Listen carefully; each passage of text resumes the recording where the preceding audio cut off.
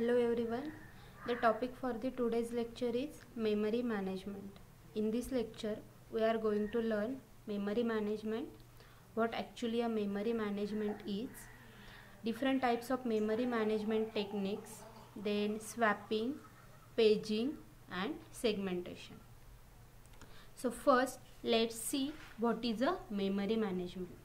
So memory management is the process of controlling and coordinating computer's memory, assigning portions called as blocks, which are called as blocks, to various running programs to optimize the overall performance of the system. It is mainly used to optimize the overall performance of our system. Then it is the most important function of an operating system that manages primary memory because it helps processes to move back and forward between the main memory and the execution disk. Also, memory management helps operating system to keep track of every memory location. Listen, memory management helps to operating system to keep track of every memory location irrespective of whether it is allocated to some process or it remains free. Why actually the memory management is needed? Why we use memory management? So the answer for this question is because of the memory management, it allows you to check how much memory needs to be allocated to processes that decides which processor should get memory at what time. Then another one of the advantage of memory management is it tracks whenever inventory gets free or unallocated. According to it, will update the status of that our memory. Then it allocates the space to application routines. It allocates the space to our application routines. Then it also makes sure that these applications do not interfere with each other. Then memory management helps to protect different processes from each other. These are the various advantages of memory management. Why we use memory management? This is all about the introduction to memory management. Then different types of memory management techniques. So single continuous allocation, partition allocation, page memory management and segmented memory management, that are the various techniques of various memory management techniques. So let's see one by one. What is a single continuous allocation? Listen. So single continuous allocation, this is one of the easiest memory management technique.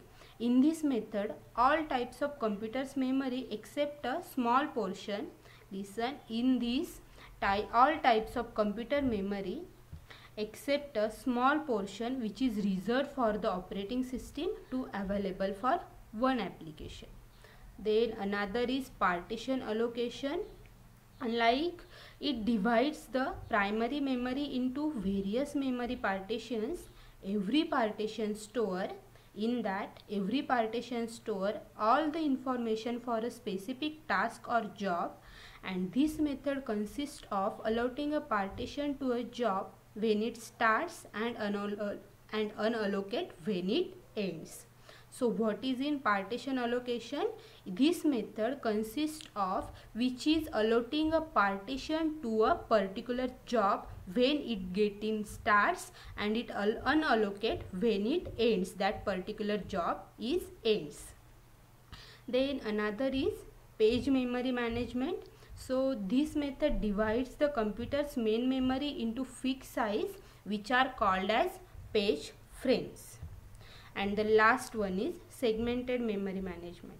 So segmented memory management, it is the segment needs hardware support in the form of a segment table, and it contains the physical address of the section in memory, size and other data. So that are the different types of memory management technique. Next topic for the today's lecture is swapping. What is actually a swapping? So swapping is a method in which the process should be swapped temporarily from one memory to the backing store. In that the process should be stopped temporarily from the main memory to the backing store. So what is the backing store? Let's see. And then after temporarily stop the process and from the main memory to the backing store, then it will be later brought back into the main memory for the continuous execution from this backing store. And what is a backing store is? And backing store is like hard disk or some other secondary storage device that are capable of offering direct access to these memory images. So this is nothing but a swapping. So swapping offers a higher degree of multi-programming. This is one of the advantage of swapping. Then swapping allows the dynamic relocation. So example, if address binding of execution time is being used, then process can be swapped into different location. This is one of the advantage of swapping. Let's see, this is the diagram which indicating how actually a swapping process happens. What actually a swapping is? Swapping, in this swapping method, the process should be swapped temporarily from main memory to the backing store. So swap out and swap in. So first process is swap out to the backing store, and then again to continue the execution, then process to swap in the user space. So there is main memory and backing store that are the main component or main part of the swapping method. So these are the various these are the advantages of the swapping.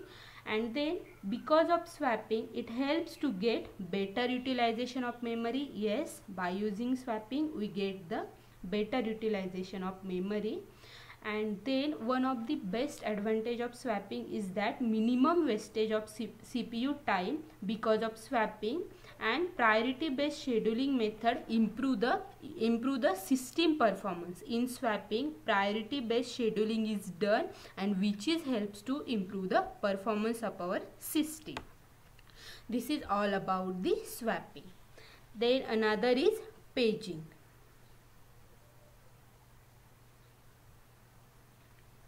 Paging. What is a paging?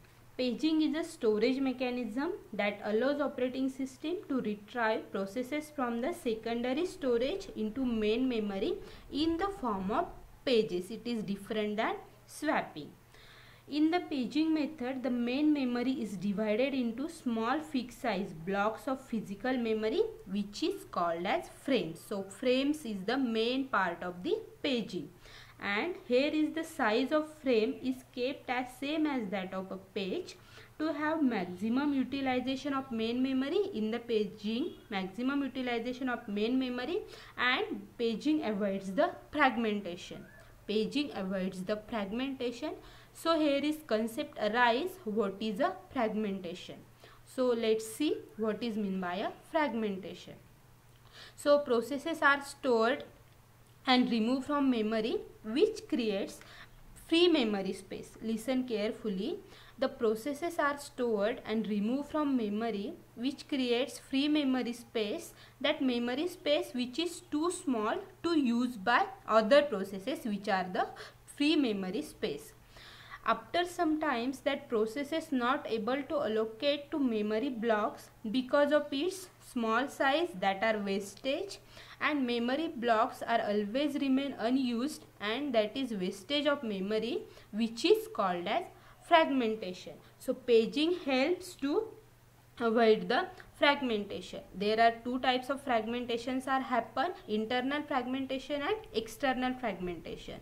Internal fragmentation can be reduced by assigning the smallest partition, which is still good enough to carry entire process, and external fragmentation can be reduced by rearranging memory contents to place all free memory together in a single block.